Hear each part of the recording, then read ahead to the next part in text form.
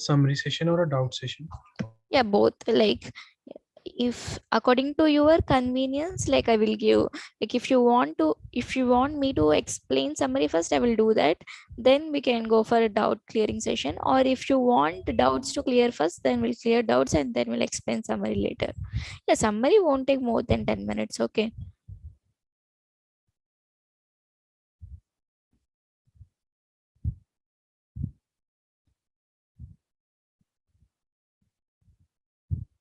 Yeah, have you checked week 1 grade assignment answers, solutions, everything? Yes, ma'am.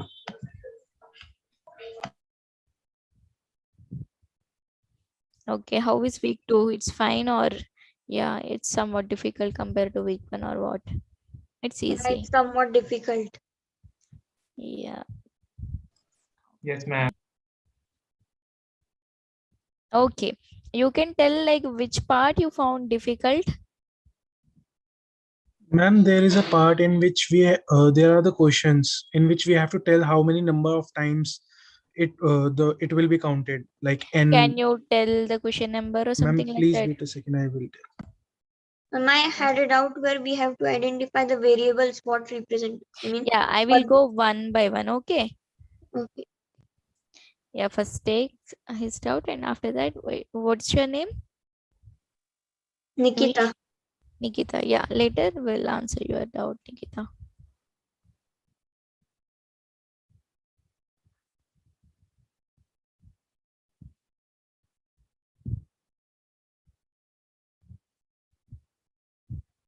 Hello, ma'am. Yeah. Ma'am, Yes. uh, ma'am, in assignment 2.7. 2.7. Yeah, I will share the screen and I will explain.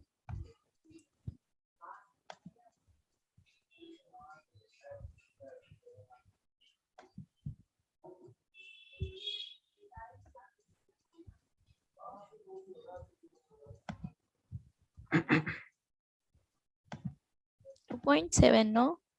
Yes, ma'am. Yes, ma'am. Ma'am, in this, the third question, ma'am, it should be n equal to n, but I don't get it right. Okay. For this, like the question is, yeah, we'll wait for 2 more minutes because the other people also might have this doubt and they might be joining late. Okay. Hold this for 2 more minutes. Okay. I will explain this. Don't worry. Ma'am, Yeah. could you please do the summary first? Okay. Yeah, I will do summary. Like summary won't take much time. It's just it will take like 5 or 10 minutes. That's it. I will do summary and then we'll take the doubts. I will first explain this doubt only. Okay, because he asked first. Yeah, two Yes, points. ma'am. Yeah. Yeah, we'll wait for 2 minutes, like 5, 6 or something like that. We'll start the session.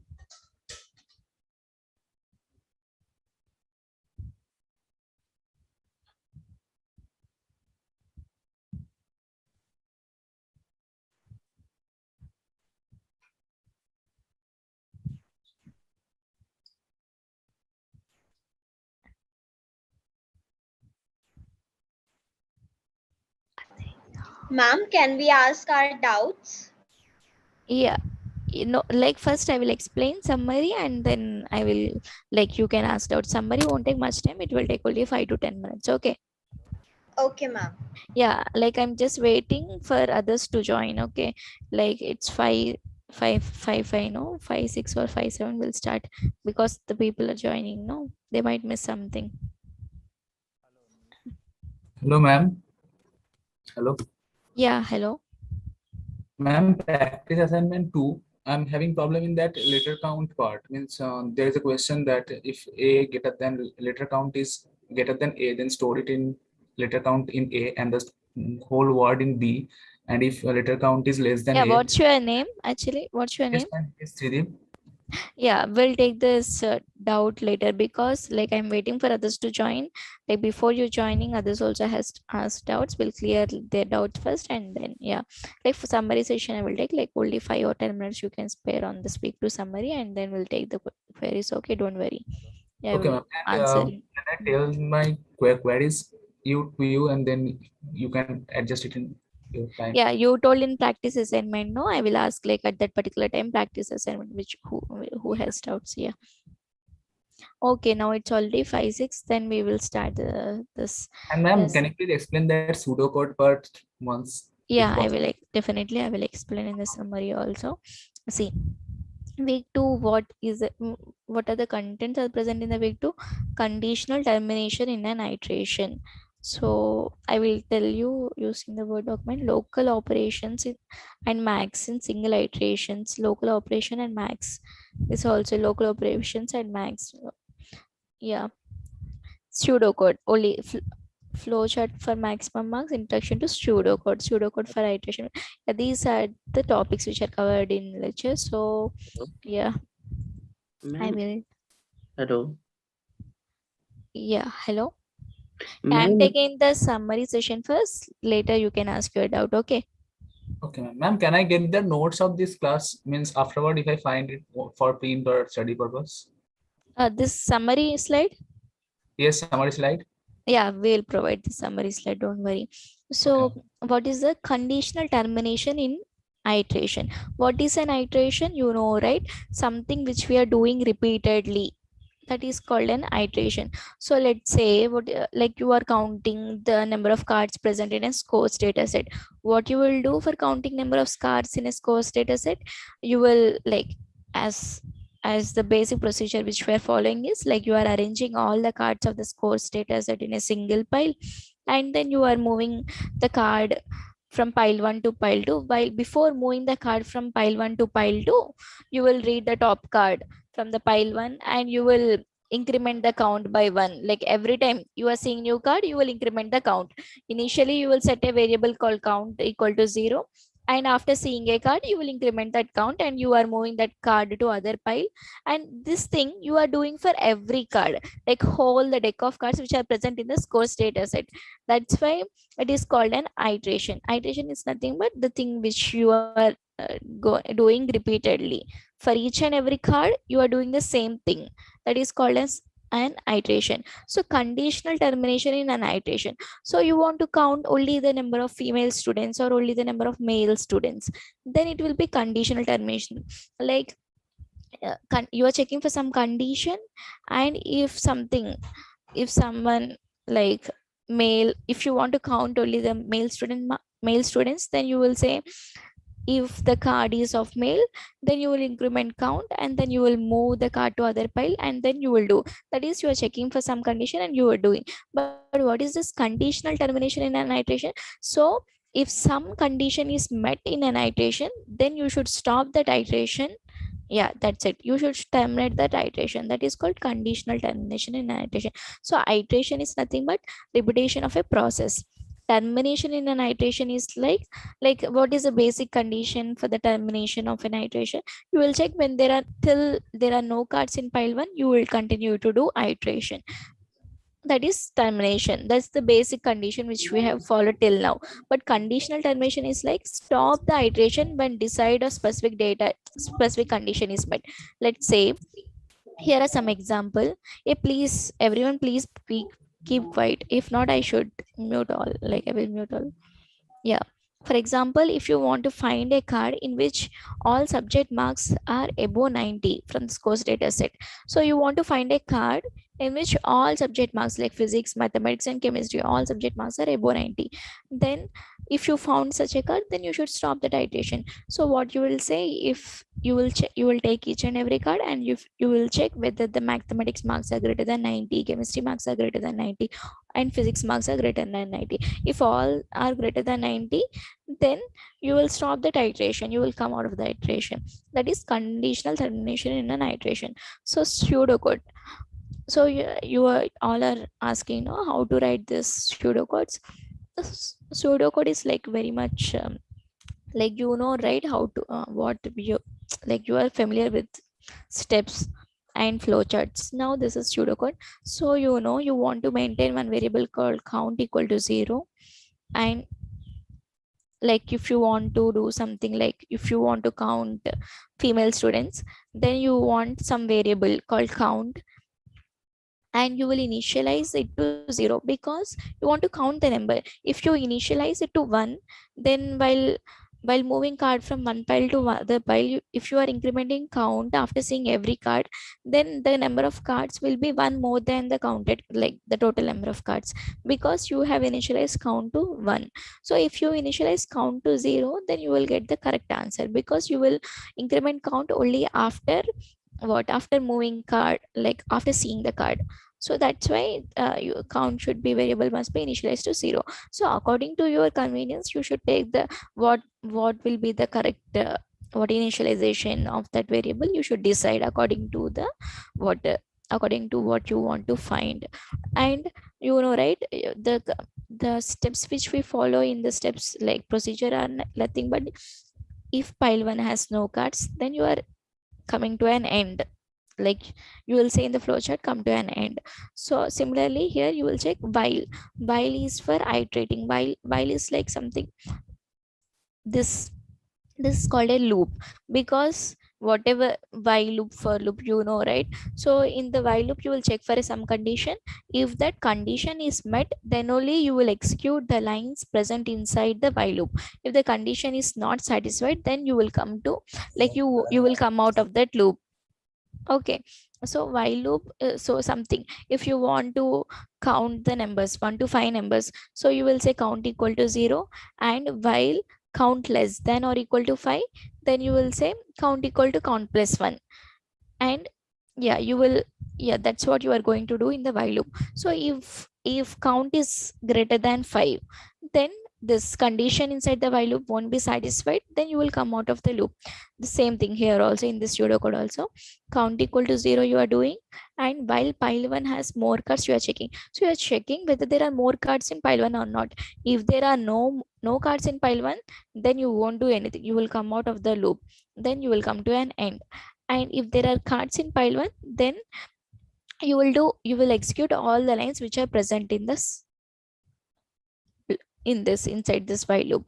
So that's how you need to write while loops. So if some condition is to be checked for each and every card, you should write this condition inside the while loop inside this.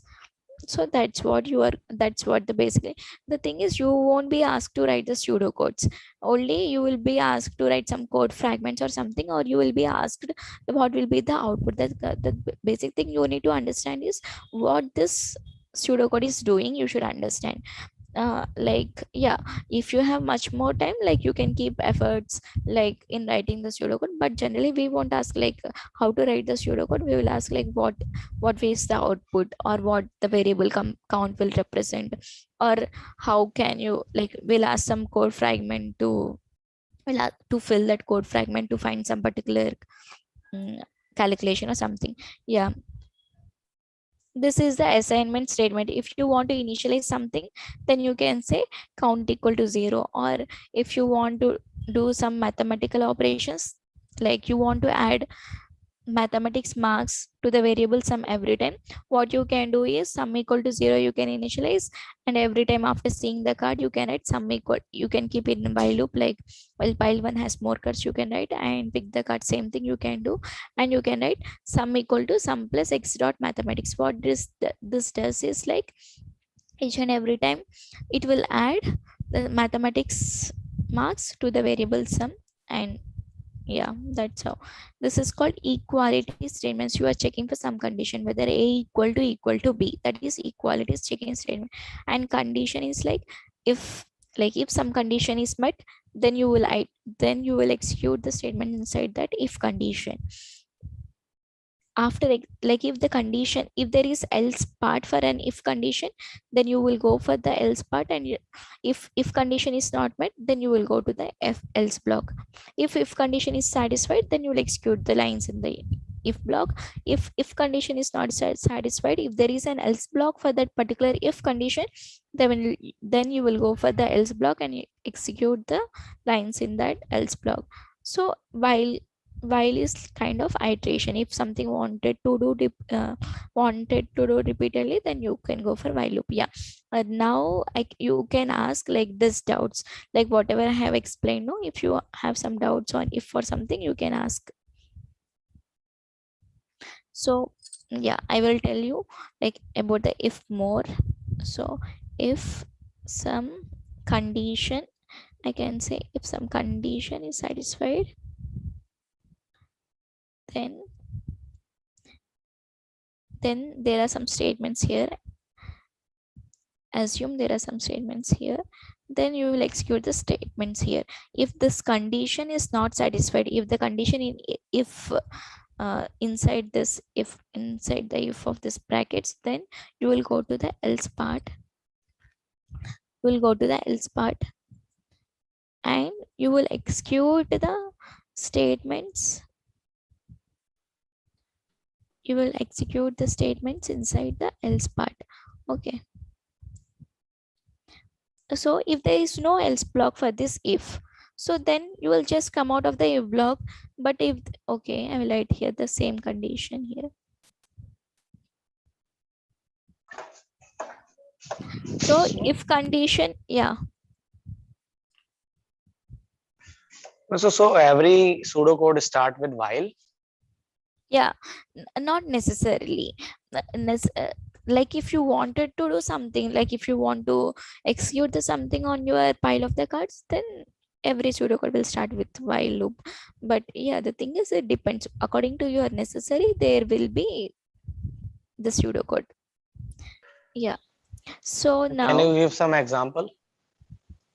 okay, I can simply see in the later, in the coming weeks, sorry, the coming is like third week or something, like there will be procedures. Procedure is, yeah, procedures will be there. The condition, the procedure will perform some action.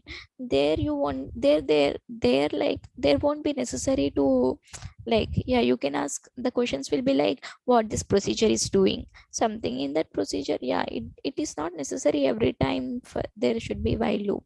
Okay, for the Okay, question. ma'am, thanks. Yeah, see, now if this condition is not satisfied, there is no else part for this if, then it will come out of the loop and it will execute the statement count equal to count plus 1. Okay, so, and okay, if there are some nested ifs, if there are some nested if, like if condition,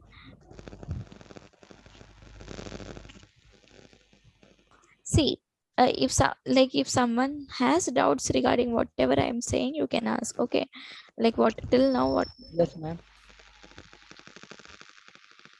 Yeah, Hello. yeah, My doubt is if condition you use twice in a sentence, you can use in twice in a sentence if condition. yeah, you can use if condition twice here.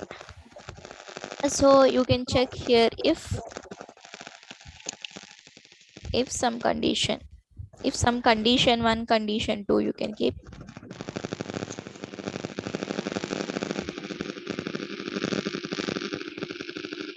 Please everyone, like whoever don't have doubt, please be silent and don't mute yourself.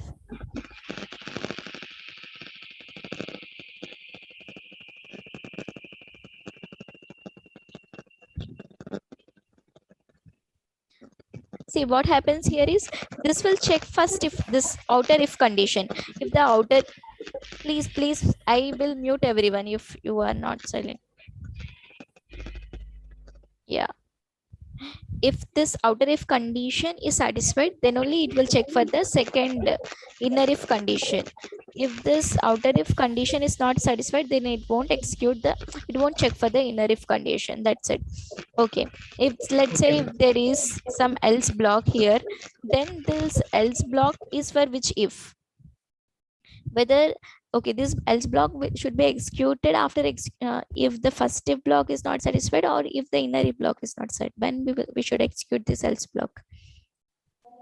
When condition 1 is not satisfied. Yeah, when condition 1 is not satisfied, then you should execute this else block. Okay, if this, because you should see the what indentation. And you also use elif block. Elif block we won't use, else if, Yeah, else you will write else, and you will write some if inside the else if. Yeah, so when this else will be executed, it will check for first if condition. If the condition is satisfied, then only the statements inside this if block will be executed. That is, the next if condition is will be checked. If this if condition is checked, if the condition is satisfied, then this statements inside this if block will be executed. If not, this else part will be executed. So there is no else part for this outer if condition. There is only else part for this inner if condition. If inner if condition is not satisfied, then only this else part of this inner if block will be executed. Okay. Ma'am, Yeah. good evening. And I have a doubt, but it's not exactly in an if-else statement. Okay. Can I What's go your? ahead and ask? Yeah, you So, can. in the lectures, the professors say that in case you find a new category, create a variable. So, how do you represent that on a pseudocode? In case you find a new category. I mean, for example, in the shopping bills data set, Okay. if you find a new store, then create a variable and then store values in it. So, how do Okay. you represent that on a pseudocode? So if in case, like, it's like of if only, no. So if new category is found, new category is found, then you want to create new variable like count or something, or what, some variable, like let's say x. Then you will say x equal to x dot some category you want, right? Category. This is how you are going to do that. But generally you won't be asked to do that. We will ask mostly like what will be the output, or fill particular part of the pseudocode. That's it. And so you will initialize variable x something to some none, or none because x dot category, x dot x is some. Okay. No, ma'am. I'm not talking about storing the name of the thing Okay. in variable. Okay. I'm talking about creating a new variable for it altogether. Creating a new variable means, like, can you say briefly, like Ma'am, detailed? example in the shopping bills data set, and they wanted to find the average of each shopping bill. Hello, ma'am. So, You can't find average of each shopping bills, no. of Hello, ma'am. each shop. Yeah, if you want to find average, then the variable average should be initialized to 0, and you should find the sum of all the bills, and also the number of all the bills, and finally you should what, how you will get average? By dividing sum by count, then you are going to get the average, right? Hello, ma'am. Can Yeah. I initiate the value of mean to 0, or it must be 100 or 1000 or like that? Min. See, okay, you want to find minimum marks or something. Okay. Yes. Yeah, if you, let's say you want to find minimum marks, you have initialized, I will tell you it to 100 initially. Okay. Okay, let's say we'll take 0 initially. So you have, while pile 1 has more cuts, you will check like you are checking for some condition whether the pile 1 has more cards. Then you will go inside this and you will read the top card.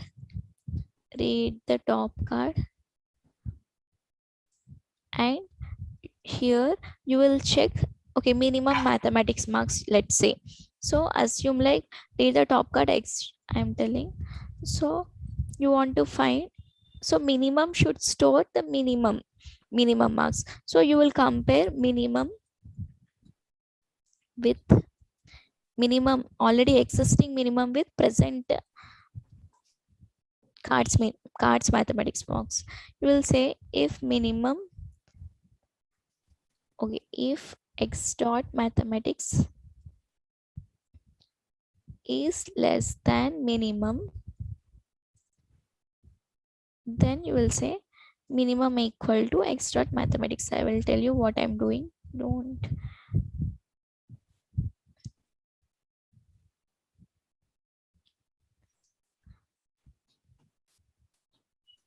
So generally how you will find the minimum something, so you want to find minimum mathematics marks, how will you do, right?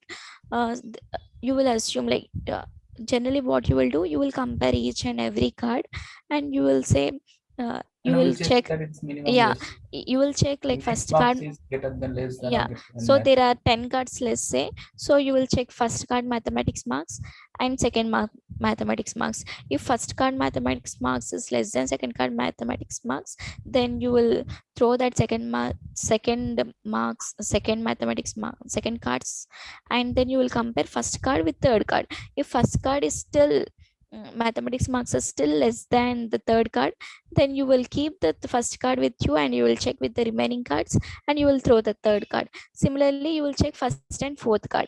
If fourth card mathematics marks are less than first card mathematics marks, then you will throw first card and you will keep fourth card, and you will compare fourth card with all other cards. Similarly, so finally you are going to get the minimum marks. Same thing you are going to do here. So but the thing is like here I'm creating other variable, like let's say there is other some variable called minimum.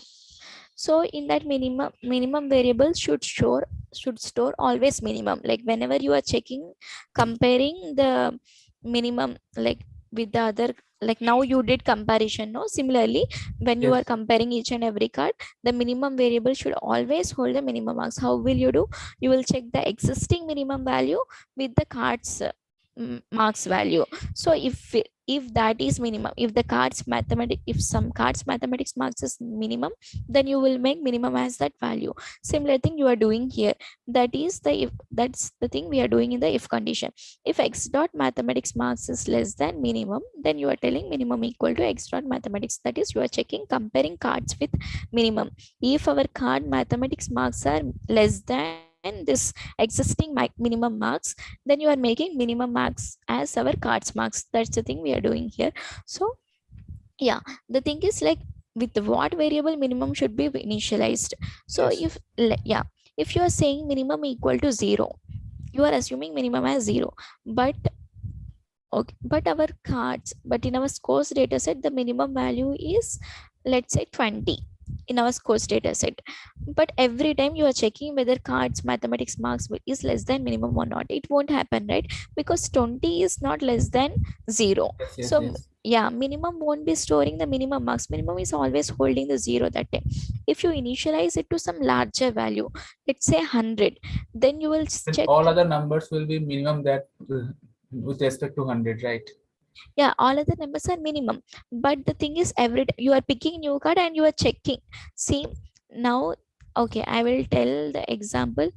Of scores data set, suppose. Scores data set, the Yes. marks are 98, Yes. Out of 35, 100, then marks yeah, will be. out of 120 something. Okay, I'm taking only 3 cards are enough. Okay, you are telling the minimum as 0 initially. Okay, Yes. I told you understood the 0 case, right? So you Yes, will yes. check whether You 98 cannot is, take 0 because no number is less than 0. If it is there, then it's not a natural number. It's getting negative numbers, and negative number cannot be the marks. So that is yeah. why you can take So 0. yeah, let me explain this also, because for Okay. others also. Okay, 98 I am checking, let's say first card, second card, third card. First card marks is 98, second card marks is 35, and third card marks is 20, and our minimum variable is 0. So you are checking in this, while pile 1 has more cards, initially we are here, so yeah, it has 3 more cards. Read the top card x from pile 1. So I will read the top card which has 98 marks. If x dot mathematics is less than minimum, x dot mathematics marks is 98. Whether 98 is less than minimum? No, 98 is not less than minimum. So minimum will be, this condition is not satisfied. So this, we will come out of this if block. So this while loop will be executed again. It will check whether pile 1 has more cards. Yeah, pile 1 has more cards, 2 more cards. So top card 35. Similarly, you will check 35 is less than minimum. No, 35 is not less than 0. So you will come out of this if block. You will check this by while condition again 20. Whether 20 yeah, pile 1 has more cards, yeah, and you will check whether 20 is less than minimum. 20 is less than 0 or not, you will check. no, 20 is not less than 0. So if this if condition is not satisfied, so you will come out of this if block, and you will still check whether pile 1 has more cards. No, pile 1 has no more cards. Then that's it, this procedure is finished, this pseudocode is completed. So now you are setting minimum to some highest value. The top marks which we have is 100, so you are setting minimum to 100. So yeah, the same, you will follow the same thing.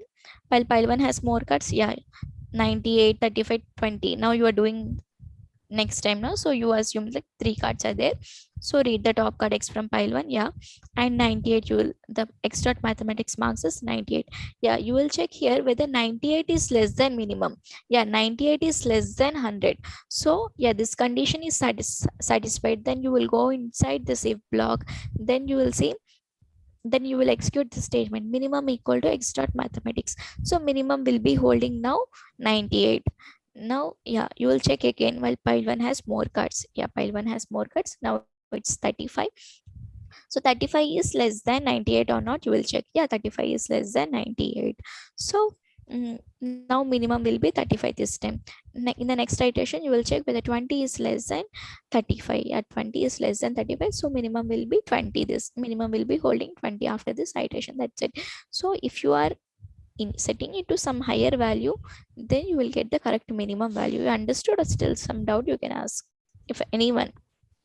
Yeah, ma'am. So what value we should store? Should we take the highest value of the Yes. possible and marks? Yeah, it's always better to take the minimum. If you want to find minimum, you should take some highest value. If you want to highest value within that range, or out of that range, see, if you say minimum as 200 also, it's not a big issue, you will get the correct minimum value. If you want to take, if you want to find maximum, then you need Then to, we'll initiate to 0. yeah, then you should to find minimum, Right. to find minimum. One second, ma'am. So sorry for interrupting you. So when we are setting the higher value for minimum variable, so when we see the stack pile and whatever highest value of that pile is there, that we should actually initialize the minimum variable. Whatever in this case it is marks, so marks assuming will be highest maximum 100. But suppose there is a shopping bill and that can go to any amount. So in that case, yeah, I will explain that also. Okay, I understood your doubt. Yeah. Max, yeah, I understood you. I just want to have one doubt. If in case there's a 2 minimum values, but in this condition, if back to back, suppose 20, there's a 2 repetition of 20. In that case, so what will it? There should be less than equal to your that. See, okay, if there are 2 20s, you are telling if there are 20, so it will check whether now your minimum variable is holding 20 after this 20. We'll so take you 2 will cards at the same time. No, you can't take 2 cards. You will take. Means, You will go. no, not we will not read the count, but we will means we will take the move the card to pile 2 and keep it the least mean for both the cards. Let me explain. Okay, see, now you know, right? Before this, let's say only 3 cards, then the minimum is holding 20. So now you added one more card which has 20 marks in that. And so now already your minimum is holding 20.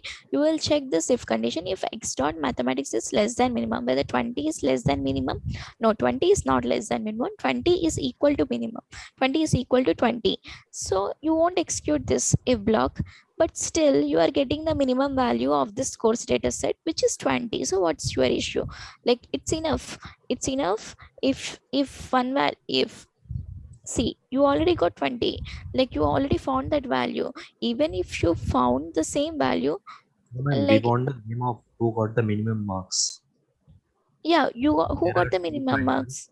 Yeah, there are 220. Yeah, minimum will be 20 only. No, anyhow, you check if there are 4 or if there are 5 cards of 20, then the minimum variable should hold only 20, right? So, Ma'am, but in the lecture, sir said that it should display 2 names. Yes, we should take the cards, but we will not read the count in the minimum count, even in the video. see here, here nothing like two names. It's not actually In the the video, it was given count. Yes, max yeah. count and max card count. So okay, you want to find how many people has this minimum value, right? If you No, ma'am, want along with their name. along with Okay, their ma'am. name. No, like if you have some specific question, you can point out the question. See, if even if you keep less than or equal to, it won't be big issue. You will get the correct answer only. So you will check whether 20 is less than or equal to 20. Yes, 20 is less than or equal to 20, and you will set minimum equal to x dot mathematics. Minimum is now existing value is 20, so minimum will be still holding 20. It's not a big issue. You will get the same answer, but it's not necessary to always keep like, yeah, you will get, even if you say less than or equal to, you will get the same value. So in order to find the maximum value, you should set the variable max to some minimum value. Okay, I think This it's can be Ma'am, 0 or 1, ma'am, this max value. When max. we, Okay, in our course data set, what is the range? Minimum, what can be our minimum value and what can be our maximum value?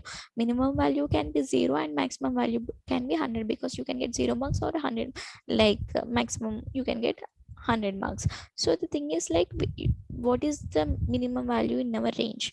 It is 0, so you should initialize it to 0. So okay, there is another way also to do this, to find minimum and maximum.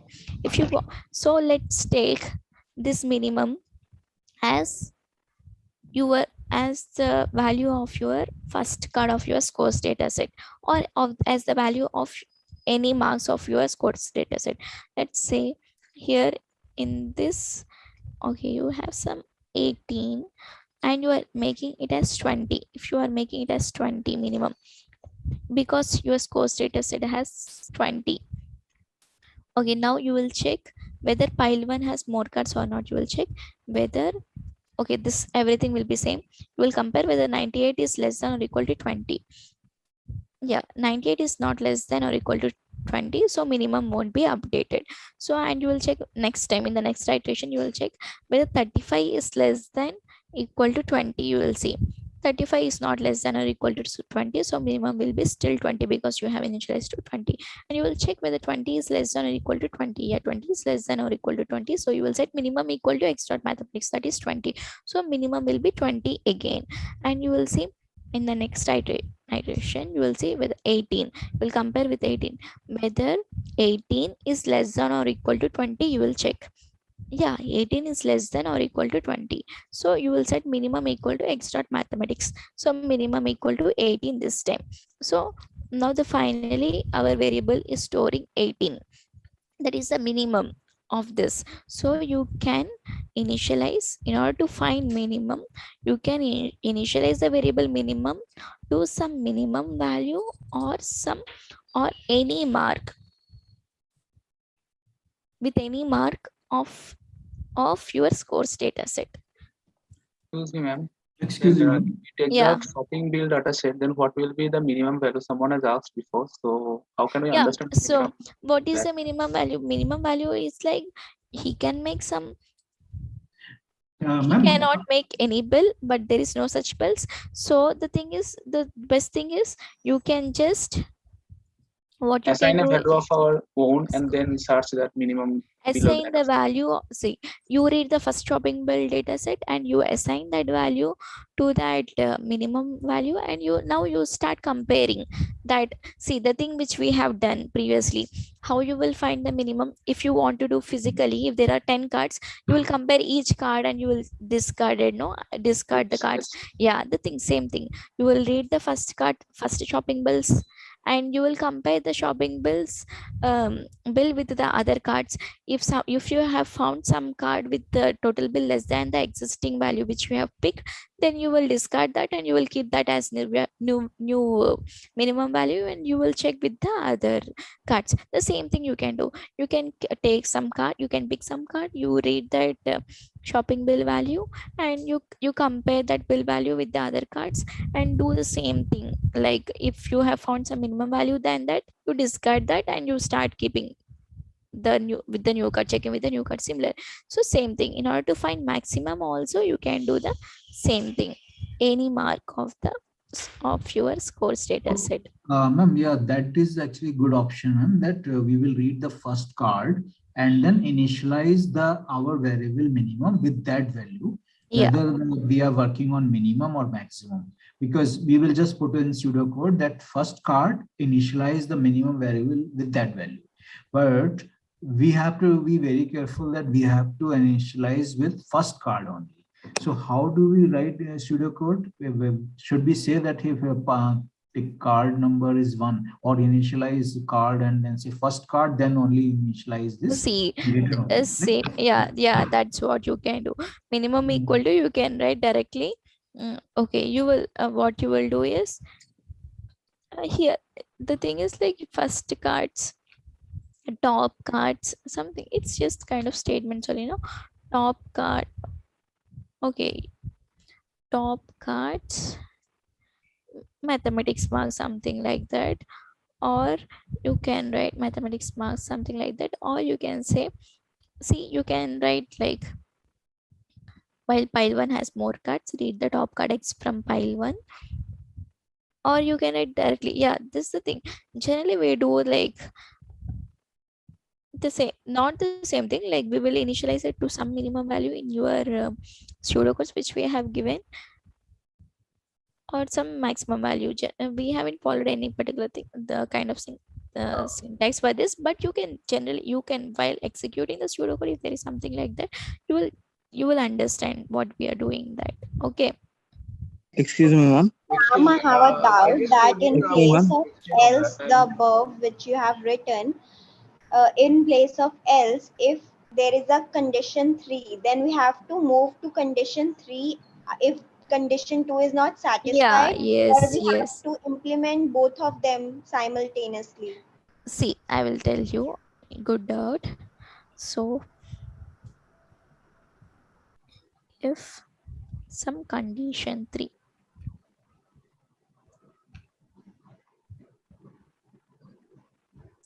so you will execute the statements here.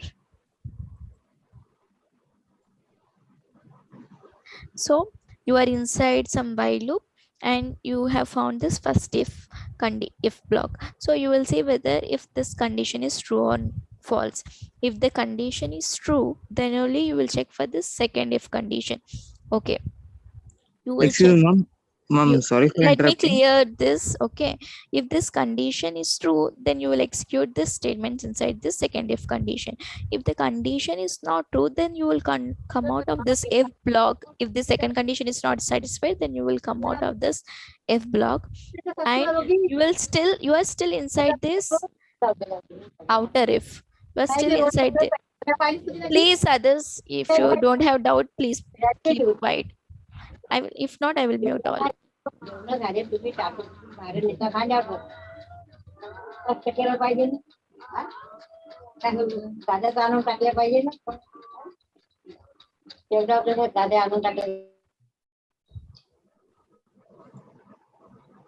Yeah, so if this you will go and check this condition, second if condition. If this condition is satisfied, then you will execute the inside statements. If the condition is not satisfied, you are still inside this outer if block, so you will check this, the statement, you will execute this next part. So you will check for the condition 3, whether this condition is satisfied or not. If the condition is satisfied, then you will execute this if block. If this condition is not satisfied, then you will go to the else block and execute those statements there, and you will come out of those. Yeah. Excuse me, I just have one query on this. If you go back to the second part of it, 98, 35, 2018, and originally we started with minimum is equal to 100, right? That was the initial statement. Now, once you put minimum is equal to 100, when you're reading the cards, okay, how is it going to recognize saying that if anything which is less than 100, okay, this 100 will be replaced by that number? Because the program which you either read the file 1 cards and top card, and if it is X mathematics mark less than or equal to minimum, then it says that minimum is equal to X mathematics mark. So you are going to store that. If it is going to be more than one number or two numbers, would it go, all the numbers will be stored, or it will be replaced, or will it be replaced? And what will be happen if it is going to be more than one or two numbers which are going to be there? See, if there are more than one or two numbers, if there is some less than, if the less than or equal to condition is there, then it will be going to be replaced. We are not going to see, like, the pseudocode which I have written is only for finding the minimum marks. It's not like that how many students who has got minimum marks. It's just like like what is the minimum mark. You just want to find what is the minimum mark. The pseudocode doesn't worry like how many students has got minimum marks. The code which I have written is only for finding the minimum marks. So it will be getting replaced with the new minimum value which I have seen every time. So if there are Thanks. yeah. Understood. Yeah, thanks. Ma'am, when we can ask our doubts? Yeah, you can ask. Like, my summary is finished. If you have some doubts regarding the concepts which I have explained, you can ask. Practice assignment. Practice assignment 2.2, question number 2. Yes. Ma'am, in condition 3, we have to keep in mind that condition 1 is also satisfied. Yes. If the condition 1 is satisfied, then only you will come inside this if block, and you will check for the condition 2 and condition 3. Yes, ma'am. That practice assignment 2.2 question number, last question. Okay, I will question number 2 of P8 2.2. Yes, that also. Okay, I will come to the practice. And 2.3, another question is there. 2.3.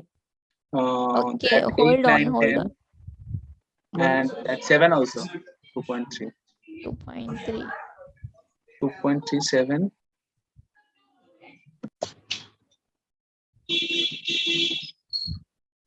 And 3, 7. What 2.3? 2.3 activity. Practice assignment 2.3.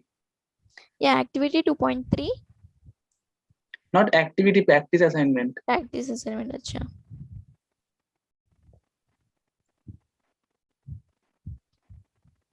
(2.3). What's the questions? That 3 and 7. Okay, 3. We'll go line by line. What will variables x and y represent after execution of the following pseudocode on the words dataset? So we are asking for x and y. What x and y represent at the end of execution? So you go step by step. Arrange all the cards in single pile called pile 1. Initialize variables x and y to 0. So you are setting x and y to 0. If pile 1 is empty, then stop the iteration. If the pile 1 is empty, then you are stopping the iteration. If not, reading the top card in pile 1, you are reading the top card in pile 1. Okay, if letter count is greater than x, then store x in y and letter count in x. So letter count is, by this you can understand, like, letter count is some variable. So you are checking whether letter count is greater than x or not, and then store x in y. If the letter count is greater than x, if the card's letter count is greater than the x is 0. So if the card's letter count is greater than 0, then you will store x in y. Then the value of x will be stored in y.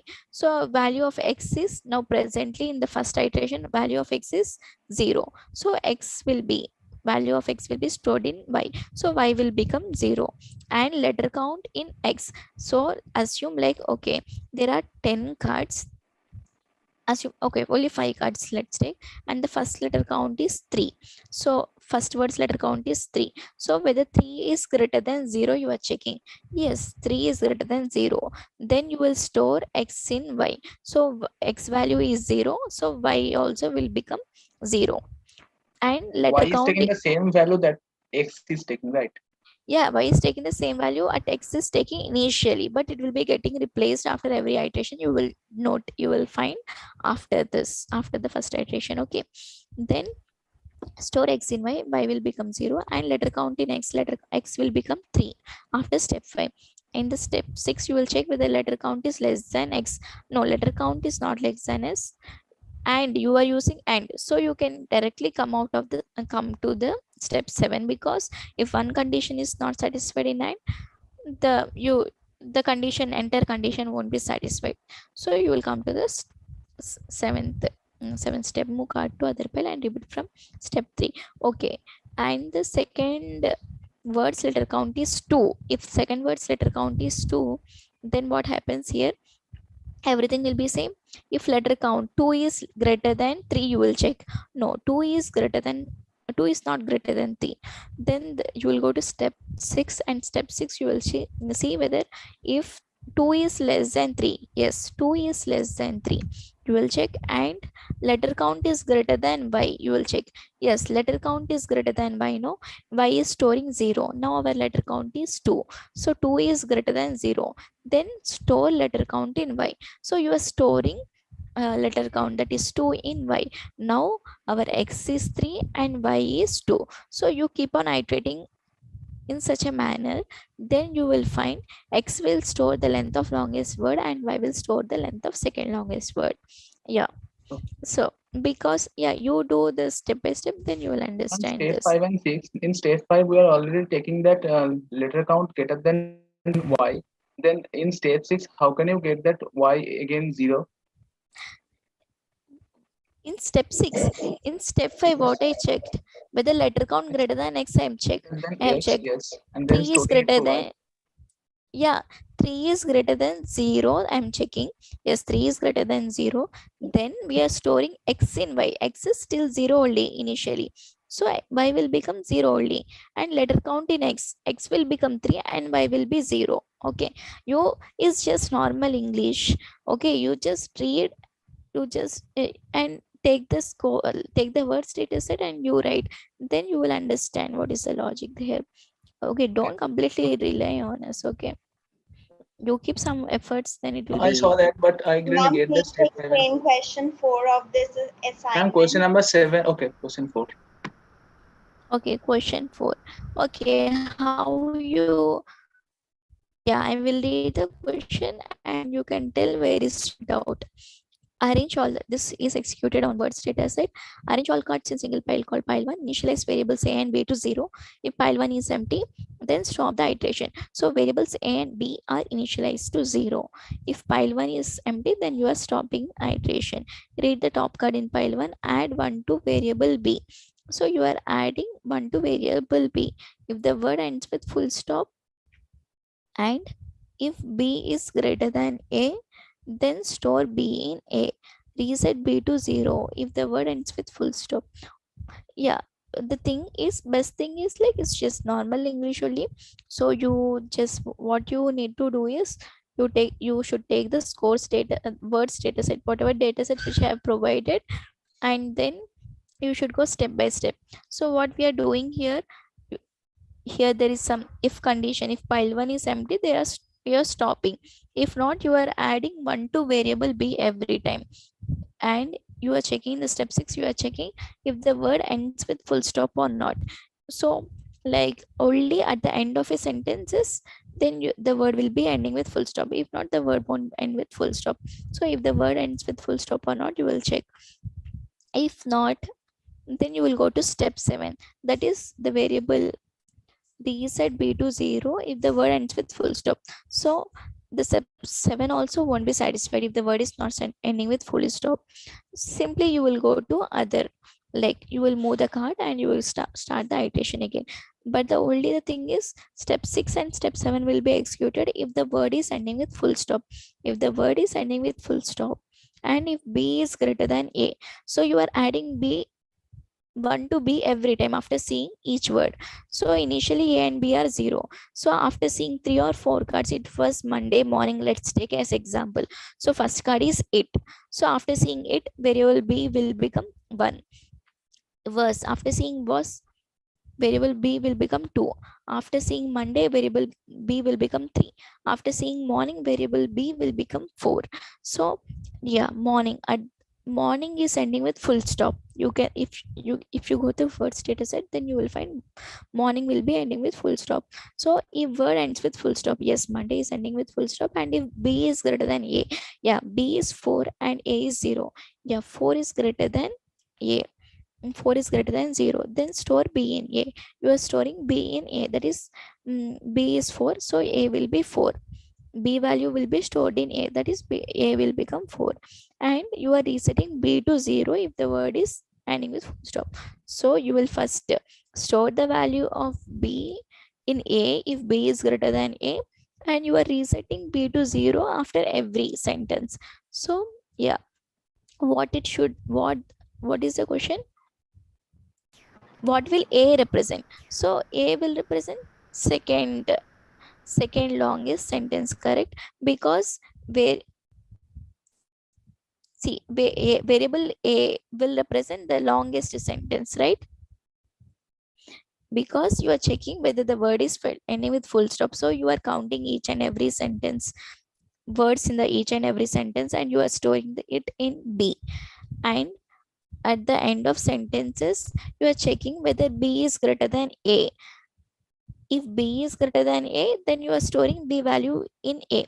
B is just holding the number of words in each sentence. So if it has found a greater, like initially if the sentence is has 4 words, if the next sentence has 6 words, then 6 will be stored in this variable of A, right? So B is actually the number of sentences in the paragraph, we can No, say. B is just holding. B is kind of like after, at the end of full stop, like after at the end of every sentence you are resetting B to 0. So B is a temporary variable to hold the number of words in each sentence. So after see at the end, after each and every sentence, B value will be different. So in the first, if the first sentence has 4 words, then after at the end of first sentence B will be holding 4. But if the second sentence has 6 words, so at the end of that iteration B will be holding 6. But A will hold, see, if at the end of third sentence, if the sentence is having 3 words, B will store 3. So let's take here our B is holding 6, but you in the next sentence B is holding 3. So you will check where, so every time A will be replaced with higher value of B, so it will hold the length of the longest sentence in terms of number of words only, right? You can tell your doubt. Okay, ma'am. See, you check this using the words data set, then you will Question understand. number 7. It's actually, it's always not good to say question number 7, question number 4. It's you just tell, okay, I have done this, but I have doubt here, so what can I do, where I'm making mistake. You just simply write question number 3, question number 4. It's not good. You just keep some efforts by yourself, then you will, yeah, then I can understand, like, okay, they have done something there, but there is some confusion here. Okay, Ma'am, in question number 7, I'm not getting, means X is storing the value actually the maximum number of cities or something like that, or something else. Can you please check? okay. What will be the value of X after execution of the following pseudocode using scores data set? Okay, we are asking what X represent at the end of execution of using the scores data set. Step 1 is arrange all the cards in single pile called pile 1. You are maintaining 3 variables. Initialize 4 variables A, B, C, D and Y to 0. So you are setting all variables A, B, C, D and Y to 0. Maintain a variable X and initialize it to none. So and you are also maintaining other variable called X and you are initialized to none. So by this, what you should understand is A, B, C, D and Y represent some integers, and X you are initializing to none with double quotes, that is a string. So X is some string. X should store some string, and A, B, C, D and Y should store some integers. So if pile 1 is empty, then stop the iteration. You are checking whether pile 1 is empty or not, and if not, then you are reading the top card in pile 1. If city town is Chennai, then add 1 to A. So you are checking, you are picking a card and you are checking whether the city town is Chennai. If it is if it is Chennai, then you will add 1 to variable A. If A is greater than Y, then store A in Y and Chennai in X. So you will check whether A is greater than Y or not. If A is greater than Y, then you will store A value of A in Y and Chennai in X. And similarly, You will It see means other number conditions. of time that Chennai city is coming in that marks code data code, right? So yeah, A will store how many Chennai's come, Students and from Chennai. yeah, students from Chennai. B will store, wait, if city town is Bangalore, then store add 1 to variable B. So B is storing the Bangalore number of Bangalore students. If the city town is Madurai, then add 1 to C. So C is storing Madurai students. If the city town is Vellore, then add 1 to D. So D is storing the Vellore student. You can understand, because if you have seen a student from Chennai, then you are incrementing A. So by this we can say that A stores the number of Chennai students, and B stores the number of Bangalore students, and C stores the number of Madurai students, and D stores the number of Vellore students. And there is other condition also. If A is greater than Y, then store A in Y. Similarly, if B is greater than Y, then store B in Y and Bangalore in X. If C is greater than Y, then store. So what do you understand by this? Every time you are comparing A with Y, and B with Y, and C with Y, and D with Y, but the thing is, like, you will store the maximum value in Y. So if there are more number of students from Chennai than Bengaluru, Madurai and Vellore students, then Y will store the number of students from Chennai. Or if the number of students from Bengaluru are greater than Chennai students and Madurai students and Vellore students, then Y will store, like, Y is storing the greater value always. You will compare Y with A, B, C, D. So if if if A is greater than Y, or if B is greater than Y, or if C is greater than Y, then you will store the maximum value in Y. So Y will store the maximum number of students, like number of students, like, who are from, like, if there are more students from Chennai, you will store number of Chennai students in Y, and you will store Chennai in X. If there are more students from Bangalore, you will store. Yeah, the thing Okay, is ma'am, like, thank you. I got that. Next. yeah, the thing is like, yeah, the thing is like, I can tell you one thing. The thing whatever here written is simple English. You need some patience, and you No, should that go through the I didn't step. get that time that what the X is asking means. It was asking the maximum number of times the city comes, right? That's what I went out. What X is asking? What is your doubt? Means my doubt was actually how many times the means what the value of X should be, means it's asking the country now. So city means the maximum number of times that city is visible in scorecard, right? That was the point I was wanting. Yeah. Yes. Okay, ma'am, thank you.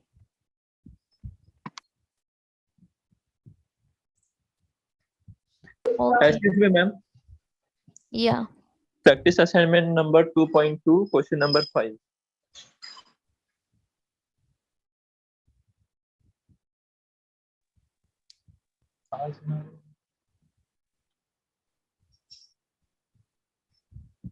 Two point two, question number 5.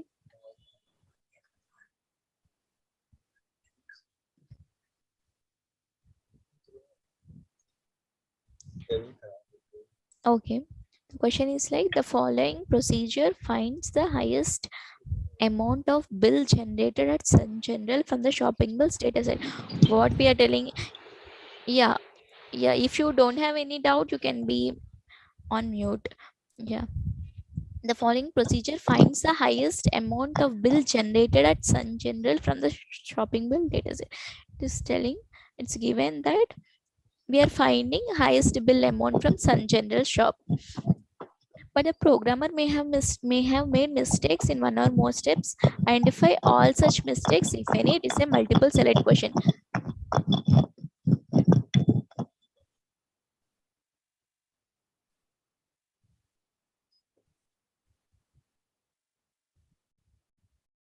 So you want to find, it is given that this procedure is actually computing the highest total bill amount from Sun General shop, but the programmer may have made mistakes in the steps. You should identify. So you are checking, arrange all the cards in single pile called pile 1, and you are maintaining a variable max and initialize it to 1. So you are initializing variable max and you are setting it to 1. If the pile 1 is empty, then you are stopping the iteration. Read the top card in the pile 1. The shop name is Sun General, and if max is greater than total bill amount, then store total bill amount in max, move the current card in pile 2 and repeats from step 3. Okay, what you are doing in this procedure is like you are initializing variable max to 1 and you are checking whether pile 1 is empty or not. If pile 1 is empty, you are stopping the iteration. Read the top card in pile 1. Yeah, step 4 is okay. If the shop name is Sun General, okay, and max is greater than total bill amount, what you need to do, you need to take a card and you need to compare the card's total bill amount with the max. So what you can do is you should check whether our card has maximum value. If our card is holding greater value than the existing max value, then you should replace max with our total bill amount. What we are doing here is, if max is greater than total bill amount, then store total bill amount in max. Is this the correct condition? It's not like you will check whether 1 is greater than 100. If 1 is greater than 100, then what you will store, then store the total bill amount in max. Yeah, the thing is like, okay, we'll take some examples and you will do. If 1 is greater than 100, you will check. 1 is not greater than 100, then this condition won't be satisfied. The same thing you will like for every card you will check. 1 won't be greater than any other like values like 200 or 300, then this won't be storing maximum value. It will be, if it is 0, then it will store the what is 0 in that. So it's not the correct condition. You should take the card and you should compare the total bill amount with the maximum value. If our card is holding greater value than maximum value, existing maximum value, then you should store the total bill amount in this max value. But what we are doing here is, you are checking, you are seeing whether max is greater than our this total bill amount. If max is greater than total bill amount, then you are storing this total bill amount. It's not correct condition. You should understand this, I think. Yeah. Ma'am, And the mistake. variable max, what should be okay. Ma'am, mistake has been made in step 2 and step 5. Yeah, Am I- step 2 and step 5, because in order to find the what maximum value, you should initialize maximum. See, if there is a card, if there are no cards from Sun General, then you won't be, then this condition won't be satisfied. But if there is a card, if it has made lesser amount than 1, let's say 0.5 bill, something like that, then it won't be storing 0.5. No, it will be storing what, then see, always the maximum should hold some, if you want to find maximum, I have told you earlier also, you should initialize with some minimum value. The best minimum value is 0. He can make no bill or he can make some bill amount. One is actually not a good way of initializing. If it has some total bill amount, if the maximum total bill amount is 0, then that variable won't be storing the maximum total bill amount. It will store only 1 in that case. So in order to find maximum value, you should initialize the variable max to some minimum value. The best minimum value here in the shopping bills data set is he can make no bill, so that is 0 or something like that. You should initialize. It is not given as a wrong statement, ma'am. Ma'am, in solution, it is given that step 2 is correct. Correct, yes. And yesterday we asked the same question, and so it is possible to take 1 as the minimum value. No, I don't minimum think so. cannot be 0, no? At any time. No, minimum. See, I think one it's 1 is a wrong statement, because for the argument's sake. See, what is the question number? Sorry, I forgot the question number. Question number 5. Okay, question number 5. Huh? Question number 5, ma'am. Question number 5, step 5. Yeah. 2 and 5 we have marked it as wrong, but in the answer they have given only 5 as the wrong. Okay. Because See, they cannot do a 0 invoice, right? Generally, any bill will have if it has, see, okay, in our shopping bill data set, if there is a shop name called Sun General, like there can't, like our bills, like you just check our total bill amounts from each and every shop, there is no card like zero bill. So the thing is, there is no harm in initializing it to zero as well.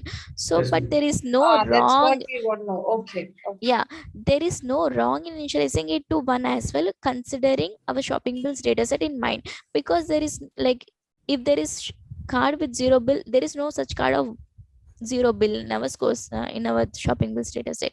So there is no harm in initializing it with zero as well. But there, like, you can initialize it to, but always zero is the best option, but you can initialize it to one as well, considering our shopping bills data set. That's the There's thing. one more thing, ma'am, actually, just for argument's sake, because if we are taking some bill, assuming that it's highly unlikely, but let's say somebody buys something for 50 paise, some small wrap or something. Obviously, this statement Yeah, will not. that statement is not That's why valid. zero should be the only value. Yeah, zero is always ideal, but considering this shopping bill status set, this yeah, you can say, you can make it as one as well. Okay, yeah, but this but the thing is, it's not graded also, right? Yeah, whatever your argument is correct. Yeah, Ma'am, if in step 5, in place of store the bill amount, there would be add the total bill amount, then is it like in no, it's maximum it not will adding. initialize to 0? No, we are not adding anytime. If you want to find maximum or something, minimum or something, you should not add, right? You should just replace the value with the current maximum value or current minimum. It's just storing only. You don't need to add, right? You are not finding some sum or something like that. No need of adding. Here, just you need to replace the, whenever you have seen maximum value, then the existing current maximum value, then you are replacing that value with the your current max value, replacing only. There is no adding, just storing is correct thing only here.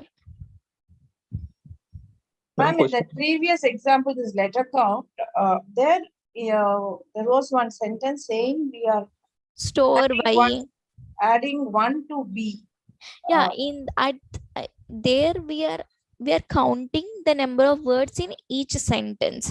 So there it's adding. It's not like, yeah, if you want to find minimum, see here the purpose is different, right? In the both cases, see here in step 5, here add one to variable B. So variable B is storing the what the variable B is storing, the number of words in that particular sentence. So in order to find the number of words, you should add one always after seeing a word in that particular sentence. That's we are doing here. Okay, the purpose is different completely. Okay, yeah. Ma'am, my doubt is in question number 16 and 17 of this assignment. Of 2.2, practice 2.2. Yes, ma'am. 16 and 17. Yes, ma'am. Okay, I will tell you this procedure, but I can't calculate and tell you now. Yeah, so what will be the values of A, B, C after execution of the following pseudocode using scores dataset? So we are asked for the values of A, B, and C after executing the pseudocode on scores dataset. So initially A equal to 0, that is we are assigning value 0 to the variable A. Similarly, B equal to 0 and C equal to 0. So we are assigning values 0 to B and C. So in this while condition, you are checking whether while pile 1 has more cards. You are checking for a condition whether pile 1 has more cards or not. If pile 1 has more cards, you are reading the top card X in pile 1. Okay, till now I think it's clear. If X dot mathematics marks is greater than X dot physics marks, then A equal to A plus 1. So you will pick a card and you will check whether the mathematics marks are greater than physics marks. If it is greater than, if mathematics marks are greater than physics marks, then you will increment A. Then you will increase A by 1. If not, then you will come out of this if block. When this if block is terminating, you just see the indentation level if and this here the same indentation level. So if block, this outer if block is ending here, so you will move out of this if block if mathematics marks are less than or equal to physics marks. If not, if the mathematics marks are greater than physics marks, if this condition is satisfied, then you will increment a, then a equal to a plus 1 will happen, and this statements also will be executed because they are inside in this if block. This condition is satisfied, so this statements, this all statements will be executed. So then you will check again if x dot mathematics marks is less than x dot physics marks. You will check whether the cards marks mathematics marks are less than physics marks. It won't happen. You came inside this if block, inside this if block. After checking this outer condition, you have checked whether mathematics marks are greater than physics marks or not. If it is satisfied, then only you came to this line. So this line won't be satisfied because yeah, a mark cannot be greater than and mathematics marks cannot be greater than less than at the same time of the physics. So this if block won't be executed, and you will check whether if x dot mathematics marks is equal to physics marks. Yeah, see, you are checking only for the greater than case. If it is greater than, then only you are coming inside this if block. If it is less than or equal to, you are just coming out of this if block. So these two conditions won't be satisfied anyhow. So variable a and b won't be incremented at all. They will remain 0 only. Only the chance is only incrementing the values of a. Correct? You understood what I told? Yes, ma'am. You understood why variables b and c won't be incremented, and have you understood like how the flow is happening when you are executing this if blocks? Yeah, you will check first this outer if condition. If it is not satisfied, then you will just completely come out of the loop, come out of this if block that is ending here. You just check the indentation here. This is indentation. You just come out of this if block, then you will execute the statement move x to pile 2 if the condition is not satisfied. If the this condition is satisfied, then you should execute all the statements which are inside this if block. So you will check a should be incremented, and this if condition and this if condition must be checked. If both the if conditions must be checked. Just a doubt. Excuse me, ma'am, can I ask this question only? Yeah. Actually, we have to check mathematics marks is greater than physics marks, then we have to add a 0 to 1. Yeah, you will increment a every time if after seeing a card whose mathematics marks are greater than physics marks, then you will increment a every time. So a is storing the number of cards which have whose mathematics marks are greater than physics marks. We have to look mathematics marks lesser than physics marks also. Yeah, you have to look all the statements which are inside this block. So this block, see, you just see the indentation level. If is here and this block is starting here and it's ending here, this is the indentation of this block. So if the condition is satisfied, all the statements which are inside this if block must be checked. Okay. Ma'am, so all the is like if you have 1 minute, please. If you have all kind of maths, physics, and marks near you, you have to check whether a mathematics marks is, for example, 67. If physics marks is 50. If mathematics marks is greater than physics marks, so we have to add A. Yeah. If your mathematics marks is less than physics marks, we have to add B. No, it's the question is not like that. Okay, the question is like, okay, you are checking this if, see, I will tell you like when to execute the statements. So this in all the statements here which are here are inside this if block. So you should execute these statements, this if condition and this if condition only if this outer if condition is satisfied. So if this condition outer if x dot mathematics marks are greater than x dot physics marks, then you should increment A, and you should check if x dot physics marks is less than x dot mathematics marks is less than x dot physics marks. Yeah. Here I have a doubt, and you also should check this. Can I ask now? Yeah. Can I complete? So ma'am, actually, yeah, ma'am. Can I ask now? Yeah, you can ask now. Address Krish, ma'am. So Basically, if you look at this, when I pick up every card, what's happening here is first, of course, we are going to check if maths marks greater than physics. So the other two statements look like basically meaningless to execute, because see, if first thing is you enter the loop only if maths marks is That's greater than what I am physics. telling. But the So thing there's no point. There is no. But once you enter into the loop, which means that your marks is greater than physics, and A was this implemented. actually these conditions are just useless only, Yes, because you are but entering. for the next card, I'm saying, can I? Yeah, Yeah, no, let that's me okay, tell. ma'am. Yeah. No, I got that point. What I am saying is, when you pick up every card, the first card, let's say maths is greater than physics, so A will get incremented and it will come out of the loop. Next card will go. The second card, assuming that max marks is less or equal to for every card will not be executed until and unless max marks is get. So it's a totally contradictory, right? This loop will you can go and get the number of B and C only if the first one is executed. Without A's increment, B and C will not get incremented. But yes, that cannot happen at all, actually, right? Yeah, that cannot happen at all. That's what I told.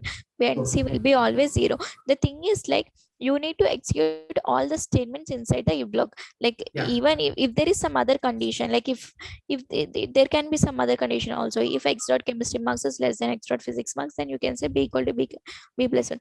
But the basic rule is whatever if the condition, if if the condition of this if block is satisfied, then all the statements which are inside the if block must be executed.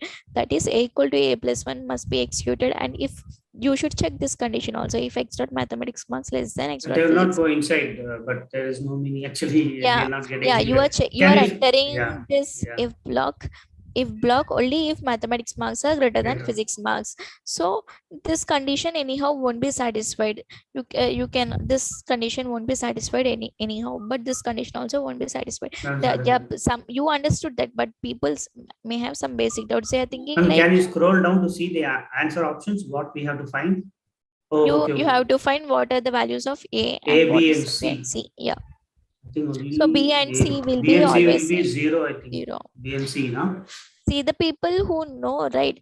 Please be silent for some time, because the people, it's like it's for some people it's like kind of very confusing, the if blocks. Okay. Yes, ma'am. I am from chemistry background. Yeah, I that's what don't know basics of this. Yeah, that's what I'm Please. telling for you. See, here I told you, right? You just check the indentation level. Where is this if block starting and if block ending? So if block is starting here, block is like kind of whatever which are enclosed in the flower brackets, you can say as block. So this outer if block, where it is starting here and where it is ending here. So this if block, the second inside inner if block, it is starting here and it is ending here. How I am saying? By seeing the indentation level. This also here it is starting here and this is ending here. So if this outer if block condition, if this condition is satisfied, then all the statements which are inside in this if block must be executed. What are all the statements which are present inside this outer if block? A equal to a plus 1, and if x dot mathematics marks is less than x dot physics marks, and if x dot this two if conditions also are inside the this if block only. How I'm saying? Because my if block is ending here. So all the statements are here and they are indented here. See, they are all are at the same level, so you can say that they are inside this if block only. So this while loop also, where this while loop is starting, it's starting here and it's ending here. How can you tell like where, like which all statements you should execute? All the statements which are inside this while block. So all these statements here, it's starting here and it's ending here, so all the statements here must be executed. Similarly in the if block, it's starting here and it's ending here, so all the statements which are inside in this if block must be executed if this condition is satisfied. For this if block, if you are seeing only this if block, so what all statements will come inside this if block? Only one, this statements, because it is starting here and it is ending here, so only one statement is present. So that's how you should check. Is it clear for you? Yes, ma'am. Thank you. Yeah.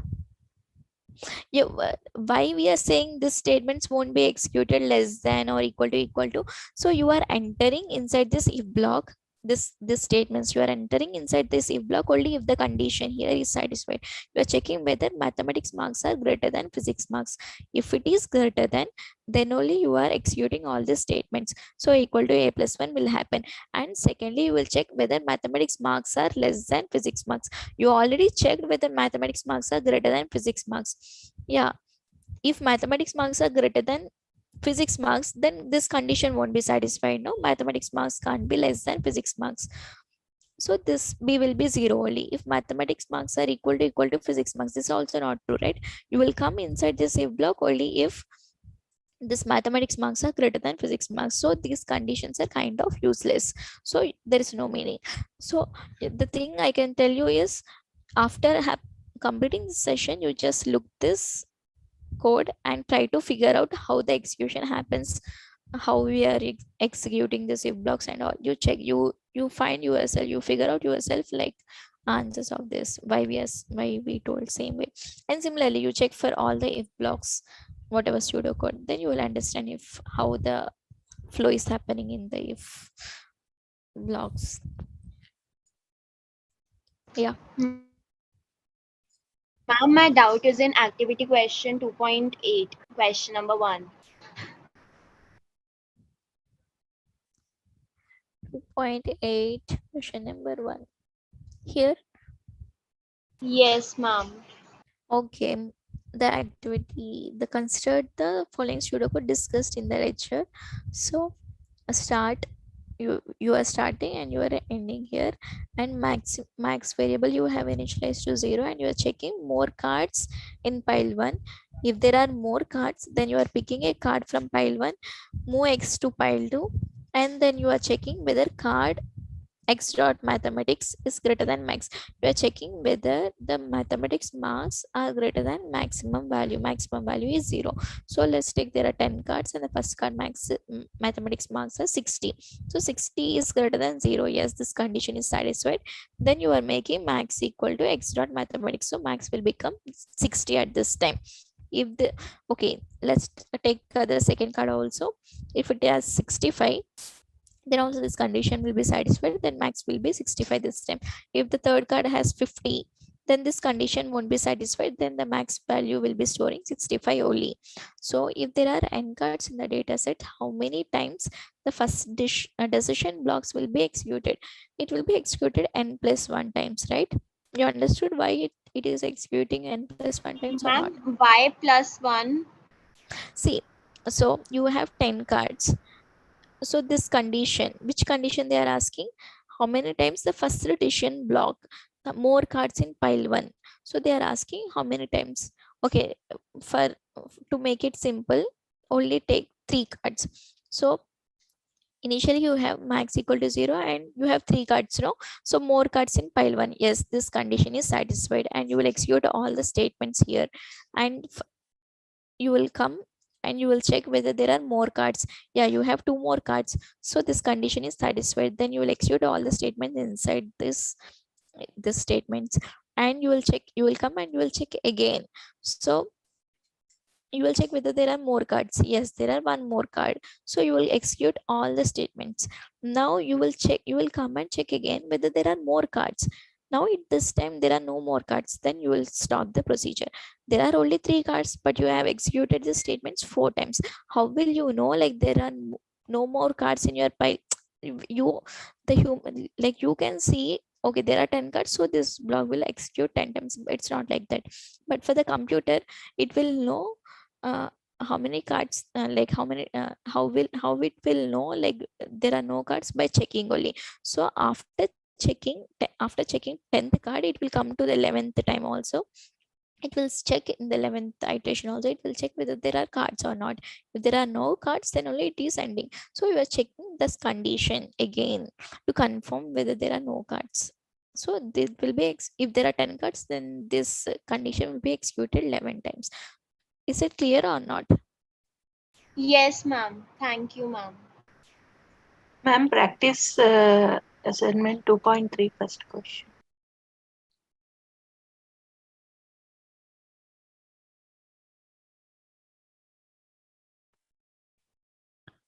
Okay, the following procedure is finds the lowest total bill amount generated from Big Bazaar generated at Big Bazaar from the shopping list data set. The programmer may have made mistakes in one or more steps. Identify all such steps, if any. Okay, what we are doing here is the procedure must find lowest total bill amount generated from Big Bazaar. So you should generally find the lowest total bill amount from Big Bazaar, but the pseudocode may have mistakes. You need to find mistakes. So initialize the variable minimum to 0. It's wrong, right? Why it is wrong? You know why it is wrong or not? Okay, maybe it says none. It should be none. See, it should. I think you are absent when you joined the session. 15 minutes back. Yeah, that's why I have discussed many times the variable minimum. In order to find some minimum value, you should set minimum the variable min to some highest value. I clearly told initially why it should set to minimum value. If you watch the session, then you will understand. Okay, I should yeah, you just what you can do is you just watch first 20 minutes or 25 minutes of the session in the YouTube link, then you will understand why the minimum. Then I think you will understand also uh, why step 5 and other options also wrong, because this kind of questions I have explained in the session many times, because I need to solve that queries also, no similar queries. It's yeah, you just what you can do is you just go and watch first 25 or 30 minutes of this session. Okay, then I think it will be helpful. Okay, yeah, this if you have any other doubts you can ask. Practice assignment. Yeah, 2.8 activity question 2.8 question number 3. Okay, some other one man is also asking, what is your doubt? Okay, he's not. Practice assignment 2.2 question number 6. Practice assignment 2.2 question number 6. Yeah, okay, this kind is new question. No, yeah, I will tell you. Let us define the most popular shop to be the one. Practice assignment 2.2. It's not 2.2 or what? Yeah, 2.2 question number 6. No. Yes, ma'am.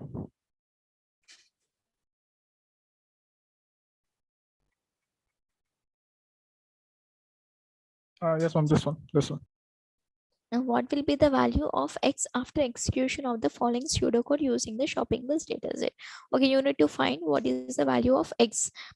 Arrange all the cards in a single pile called pile 1. Maintain two variables a and b and initialize them to 0 and 1000 respectively. So variable a is initialized to 0 and b is initialized to 1000. If pile 1 is empty, then stop the iteration and start from step 10. Okay, if pile 1 is empty, then you are stopping the iteration and you stop from step 1. Read the top card in pile 1. If the bill contains an item bananas, then execute step 7.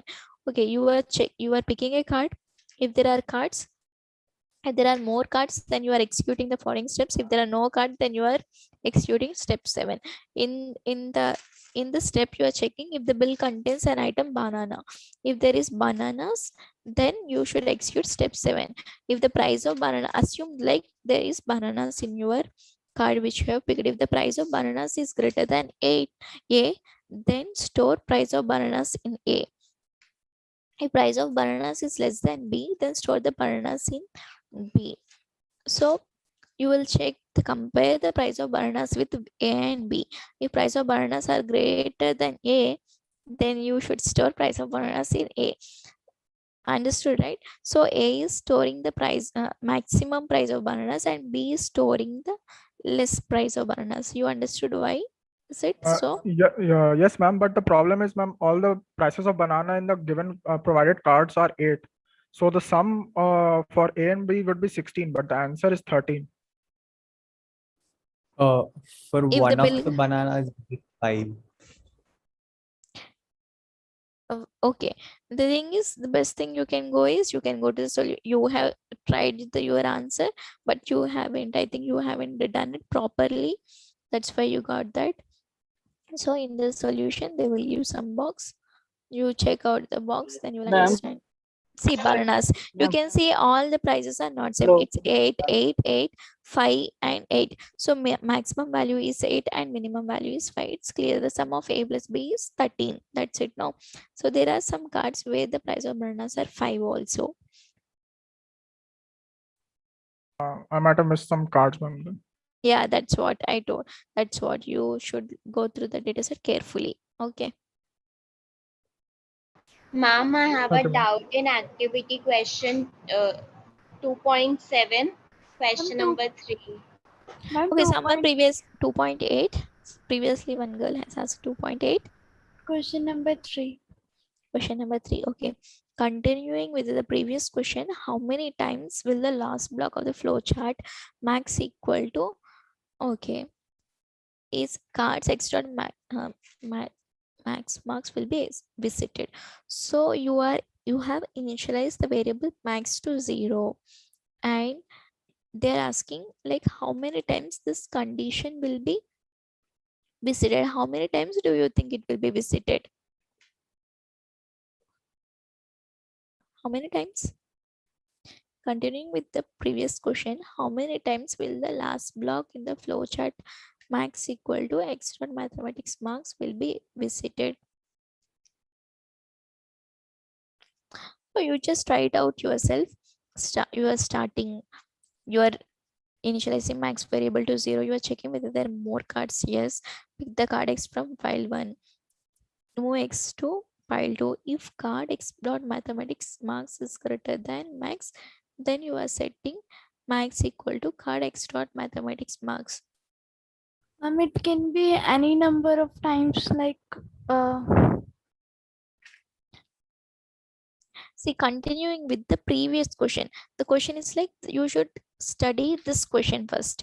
A programmer inadvertently changes the second decision operation, so it reads as follows: if card X dot mathematics is less than max, all other blocks are left unchanged. So the condition now here it's got replaced. Here card X dot mathematics marks is less than max, then you are checking, then you will store max equal to card X dot mathematics marks. So you have changed only this blocker, right? So max you have initialized with 0, and you are checking whether card X dot mathematics marks is less than 0. So this condition, the question is like continuing with the previous question, how many times with the last block in the flow chart max equal to card X dot mathematics marks will be visited. This line, how many times will be executed if this condition has reversed, then it won't be visited, right? You are initializing max to 0, and you are telling if card X dot mathematics marks is less than max, because you have changed the condition in the second question, and you are telling max equal to card X dot mathematics. In your, if you consider your scores data sets, there is no card with the 0 marks, and the condition card X dot mathematics marks is less than 0 won't happen. So this condition won't be executed at all. So it will be executed 0 times. Yeah, you understood, right? The question is, yeah, I understood, like you understood the concept, but the thing is you missed this. Correct? You yeah. Okay, it's someone like 2.7.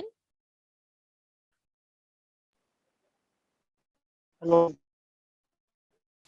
Question number 3, ma'am. Hello, ma'am. Yeah, we'll solve this question and we'll take the next question. Yeah. Based on the answers from the above question, which are correct relation between n and n. Yeah, did you understand? Did you got what? Did you find what is n and what is small n and what is capital N? Ma'am, I marked equal to one answer, but that showed wrong. Equal to n. So why do you think what is small n and what is capital N actually, according to you?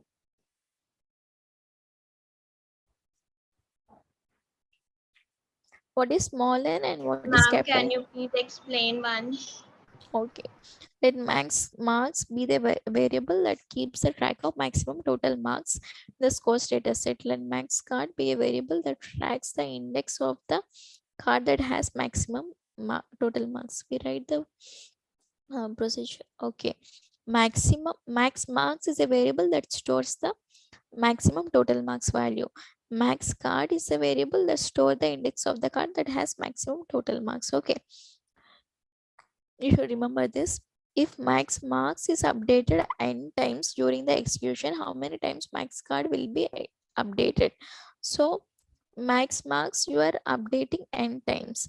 Then how many times max card will be updated? It will be, can you tell like how many times the max card will be updated? So max card will store the index. Max marks you are updating n times, and max card how many times will be updated? N times. Okay. Okay, according to you, it's n time. Like there are n cards, capital N cards in the pile. Assume that the pile is arranged in the ascending order of total marks. Okay, so that the total marks in any given card is always less than the total marks in the card. Ascending order means small to big, correct? So the total marks on the given card is less than the total marks in the card immediately below it. So assume that no two cards have the same total marks. How many times the max card will be updated? It will be updated how many times there are n cards, and you need to find the maximum like maximum marks, and each card has different value, and you have arranged the cards in ascending order. So like the cards are in the order, like the marks might be in the order of 30, 31, 32, so on to 100, let's say. So how many times it will be updated? There are n cards, so it will be updated how many times? Max card will be updated how many times? And n times. Yeah, n times. Max card will be updated n times. So here the question is, see, the question is, if there are in ascending order, then each and every time, then in the second question the cards are in ascending order, so max card must be updated capital N times. But this small n, what the small n represents? So if the score status, if the cards are in random order, then you see, you can find some marks like 30 and 40, and then 31 again, and then for something like that in random order. So the card, we can, like, you need to update only if you have find the maximum score. So in that case you need no need to update every time, right? So the cards can be first small max marks, then greater, then small, then you will update only once or twice, or like according to the number. So small n can be always less than or equal to capital N, because in the capital N case you need to update after seeing each and every card. In the small n case it's not the case. You can update each and every time if the cards are in some that manner. If not, you can update according, they are in random order. It's not guaranteed like you should update each and every time. So yeah, I think you got the answer, right?